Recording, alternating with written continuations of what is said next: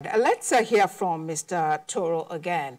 The relationship between, what is the relationship between the police raid on the premises of the NLC and this invitation now that's been extended to Mr. Ajaero and which he has honored? Are you privy to there being any connection between these two incidents?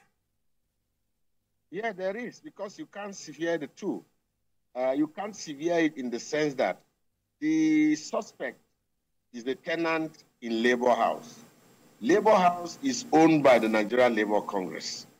So from that standpoint, you'll agree with me that there is some sort of connection. However, the police also made it clear to us during the interaction, because I was there, I was on ground with Ajaero, that when they came to the NLC, they did not break into the NLC's office, which is domiciled on the 10th and the 1st floor, and that their target basically was the 2nd floor. They also avail us with the fact that they obtained all of the necessary documents from the authorities before they embarked on that operation, and that their target was not the NLC. They made it emphatically clear. That was the bookshop, even bookshop. And of course, it was arising from that raid that they got the documents they wanted, even though the suspect was not there. So, head or tail, you cannot sever the event, the two instances from the other. All right, Mr. Toro. We need to take a break now. When we come back, we'll continue to explore different angles to this developing story. Please stay with us.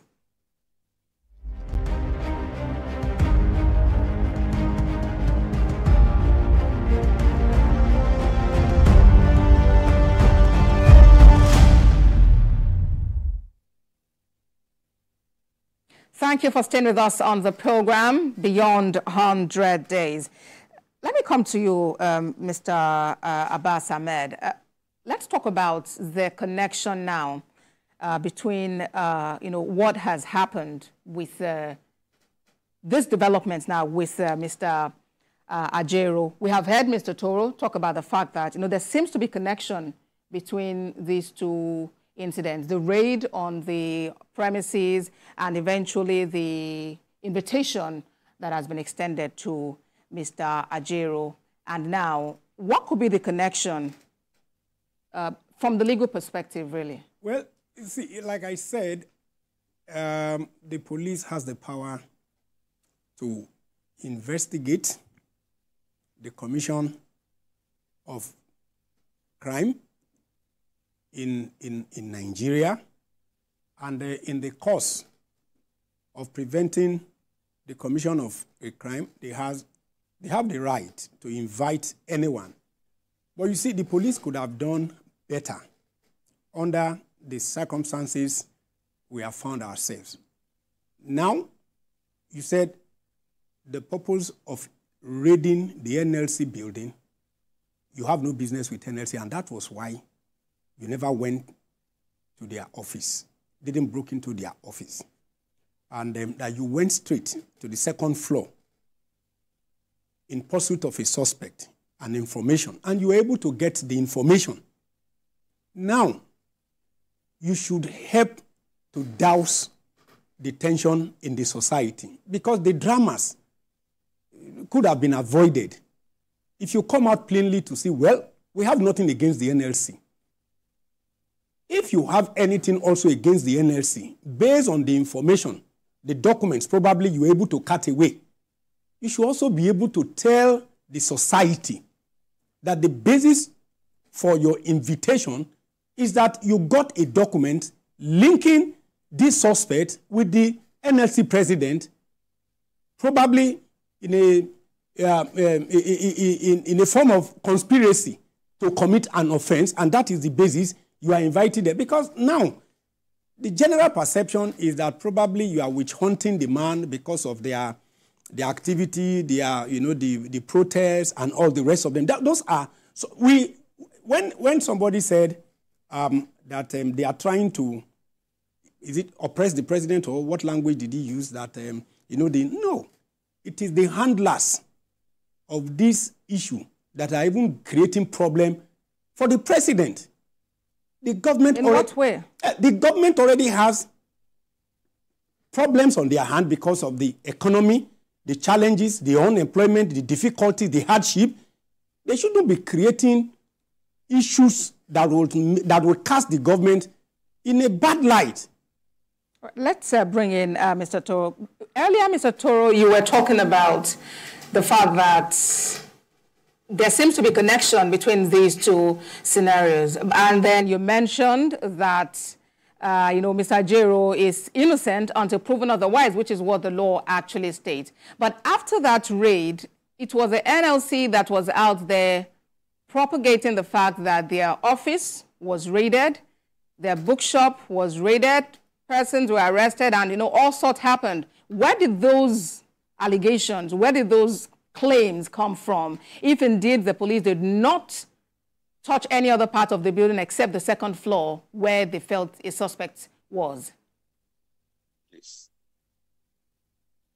if you can hear me. Go ahead.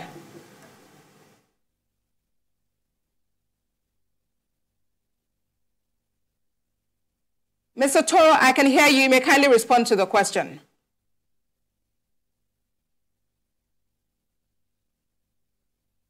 All right, we'll get back to Mr. Toro. And coming back to you, Mr. Ahmed, do you share the opinion of those who think that a legal representation was actually not necessary at this stage? No, he has a right. He has a right under the law.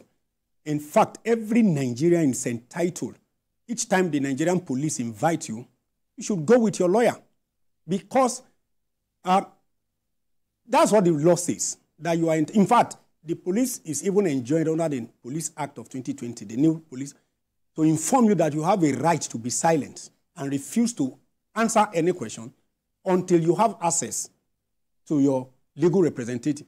Because most times, I'm not just talking of, the NLC president is not someone that any police officer can cajole or compel to write incriminating statement. But I can tell you categorically, and I'm saying it on air, go to the average police station, the divisional. I'm sorry, there are some police officers who do not have any business being in the police force at all. They will help and compel suspects to incriminate themselves in statements writing in the police station. I'm clear witness. I'm saying this as a stakeholder in the enterprise called Nigeria. I have tremendous respect for many senior police officers and professional police officers, but we have some police officers who have no business being in the Nigerian police force, who will arrest suspects and compel them under duress. So you feel that a legal representation absolutely, absolutely, very necessary. Right. Absolutely. If Mr. Toro is back with us, Mr. Toro, the question I was asking is about why the organized labor really is fronting the fact that their office was raided when what the police came to do was to get a suspect who was a tenant in their premises. Well, like I said, you cannot sever the two from one another because Eva Valley Bookshop is domiciled on the second floor of the Labour House. Labour House is owned by the NLC. However, the place in question was ab initio not even given to the suspect that the government is looking for, so to say. It was given for socialist democracy, a combination of the civil society in Nigeria, which later culminated into a bookshop. So, head or tail, you cannot sever the connection because the building is owned by the NLC and the property is owned by the NLC. Of course, certainly, you can't sever it. So does it then mean that, all Labour had just first gone ahead to make claims that were incorrect and then later trying to backtrack on what they'd said?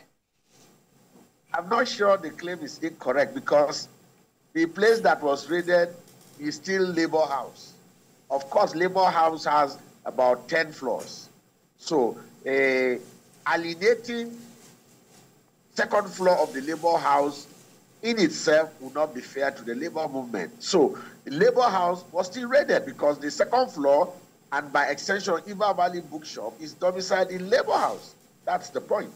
So does it mean then that if anything incriminating is found on the second floor, then it's something that Mr. Ajaero himself has to take responsibility for?